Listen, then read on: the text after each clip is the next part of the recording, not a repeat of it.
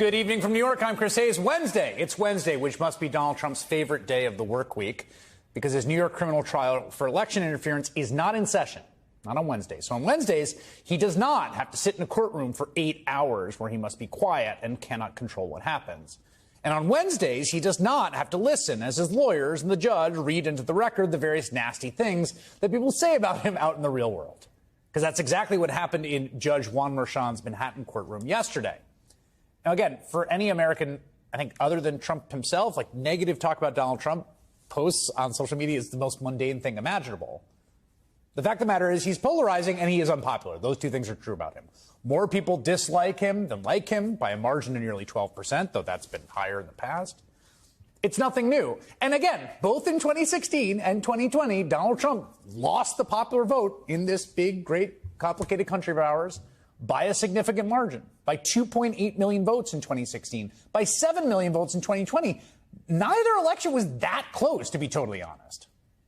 In off-year elections, Trump has displayed what Vanity Fair calls losing touch, with Trump-endorsed candidate after candidate going down. But because of that one victory in 2016, enabled by the anti-democratic quirk of our electoral system, many people grew to believe, and this narrative persists, that there's some small set of elites that dislike Donald Trump, but the real folks love him.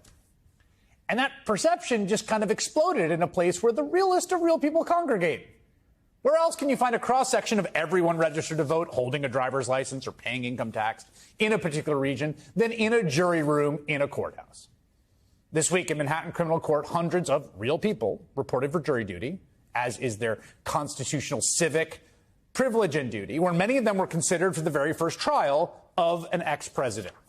A bunch of them told the court up front, there's no way I could serve on this jury. There's no way I could be impartial about this man. Others who made it through the initial rounds of questioning, who said, I think I can do it, I think I'd be impartial, then had their social media posts about the former president read aloud into the official record as they and Trump sat and listened. It went something like a late-night Jimmy Kimmel mean tweets skit. Here are just a few examples taken straight from the court transcript. Quote, good news, Trump lost his court battle and his unlawful travel ban. Get him out and lock him up. Watch out for stupid tweets by DJT. The posts also included memes, like one described by Trump's lawyer Todd Blanche, quote, as a picture of President Obama and President Trump, and it says, I don't think this is what they meant by orange is the new black. Another juror, Blanche, posted a 1 minute and 30-second AI-generated video titled, I'm dumb as F, Trump 2024.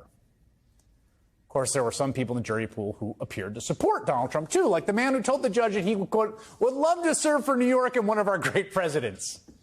Couldn't. He's got a job he's got to go to. And that man, too, representative of real people, Americans, a county, in fact, Manhattan, New York County, New York, where 85,000 people voted for Donald Trump in 2020 out of 700,000. That's what Donald Trump had to sit through yesterday. Now, keep in mind, this is a person whose entire life in some ways revolves around a sick and destructive desire for praise, as well as revenge against those who dare to say anything negative about him. That desire is so strong that he has an ever-present aide who reportedly follows Trump around with, and I'm quoting here because it's almost not believable, a wireless printer to provide him with an ongoing stream of good news from the internet. Presumably, she followed him to the bodega in Harlem yesterday after a long day in court, where it would not be crazy to suspect that Trump's staff might have instigated these chants among the crowd.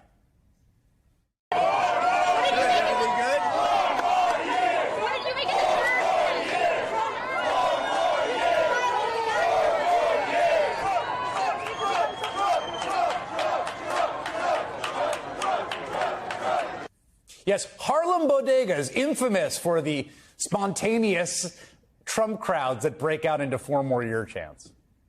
Trump's fragile ego was further on display today in a social media rant against Jimmy Kimmel, who slighted him at the Oscars last month after Trump attacked him. Remember, he did that thing mid-performance. And according to Trump, quote, stupid Kimmel still hasn't recovered from his horrendous performance, especially when he showed he suffered from TDS, commonly known as Trump derangement syndrome.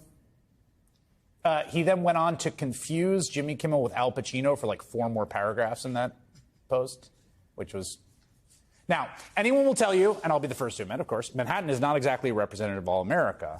But again, It's also home to like well over 1 billion real actual people, real American citizens, in all of our diversity and complexity. And people who do not like Donald Trump are every bit as American as those who do.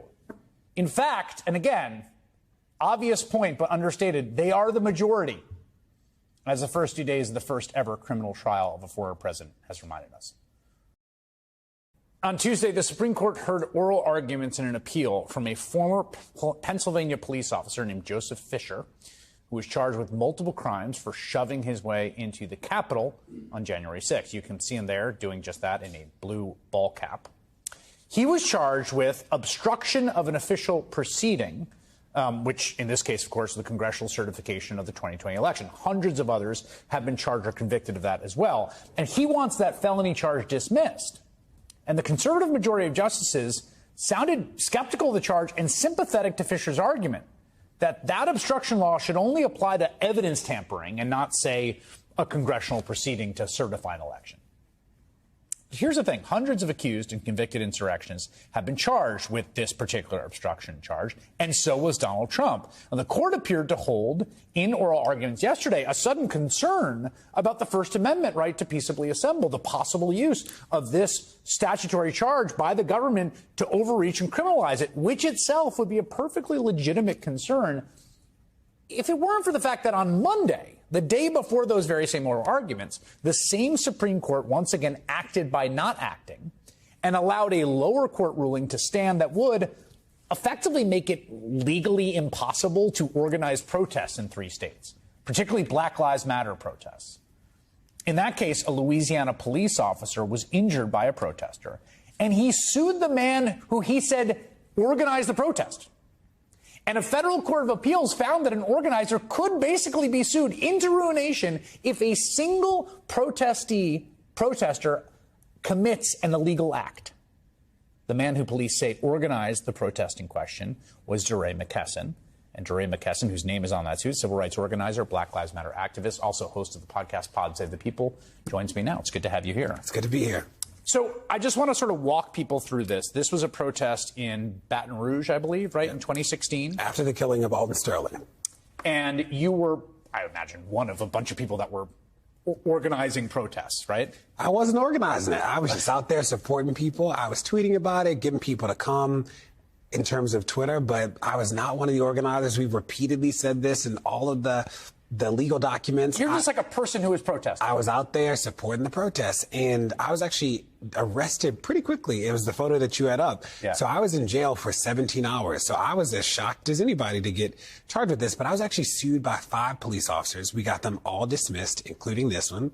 They appealed, and then we lost on appeal. So I've been dealing with this loss on appeal since 2016. And I just want to be really clear here because there's some pretty firm precedent, right? Like, it cannot be the case that you could have a functioning First Amendment with the right to peaceably assemble and the right to have protests if any police officer who happens to be injured by one person at that protest could then say that this other person is civilly liable for that injury, which is the theory of this police officer, and which the Supreme Court in past precedent has said no, that it doesn't work that way. Yeah, there's a historic case in NAACP versus Claiborne that says that you can't sue a protest organizer if somebody else just commits an act of violence or destruction. What is wild about my case, though, is that we've never actually had a trial or a fact finding. The court has to take his allegations as fact. So the idea that I actually organized it, they have to take as fact. Right. Did he even get hurt? I don't know. He's never produced anything to say there actually was an injury. But this is just about that threshold legal issue. Like, do we want to open the door? Yes. And there's other examples, too. In 2023, the court had another case, this Counterman case, which Sotomayor talks about in her note, saying, wait a second, we already have court precedent saying this is nonsense. There's other findings. So, like, it seems to me you've got a real rogue Fifth Circuit here that is opening a very dangerous door for peaceful protest. Yeah, remember that this case, we went to the Fifth Circuit twice. We got split opinions both times. We went to the Supreme Court twice. This is actually the second time at the court. The first time, the Supreme Court said, we need to ask the Louisiana State Supreme Court if you can be sued. So we go to Louisiana. They say, yes, I can be sued. We're like, well, that's not good. So then we come back to the Supreme Court, and thankfully Sotomayor's statement makes it so that it'll be very hard to apply the Fifth Circuit's logic in the decision they made about my case. So that is a good thing. Yeah. So her decision. You seem confident at the lower court level. Yes. This is like basically temporary. Yes. We think that Sotomayor's statement is actually going to make it impossible to enforce what the Fifth Circuit did. We also feel confident that we're going to actually win my case when we actually go to court, and that people should not be nervous to protest in these 3 states. The ACLU has said that they will represent people if another officer does try to invoke the Fifth Circuit decision. But we are thankful that Sotomayor's note actually does sort of make it really hard to apply it. We wish that it had been a more forceful, the court, summary reversal. Yes, the court should have. The court should have stepped in and been like, "This is wildly out of line with our precedent." He got relisted 5 times. This is a wild case. It is a wild case, and 8 years on the notion, in the face of all precedent and all logic about the First Amendment, and the importance of civil disobedience and protest in this country's history, to create this liability standard is just. The implications of it are bizarre. And to get caught up, I'm thankful that the ACLU supported me, David Goldberg, Billy, all the lawyers have been incredible. But the sheer amount of time and energy it has been to turn over the text messages. I got deposed in this case, but the district court case got put on hold because we were waiting for the Supreme Court. But now we have to go back to district court in Baton Rouge. This is part of both sort of the lawsuit itself, the Fifth Circuit's logic, to the extent the fact that the Supreme Court didn't step in to proactively say this is nonsense. It seems all of a piece with a lot of backlash against protests we've seen from the right. And I wanted to ask you about Senator Tom Cotton of Arkansas, who was talking about people protesting the war in Gaza, who were stopping traffic, who had placed themselves, and basically said you should take matters into your own hands. He also said that they may have to have their skin ripped off if they were glued to something. What does it do to American democracy to have prominent folks like that in prominent positions with their sights on protesters in this way?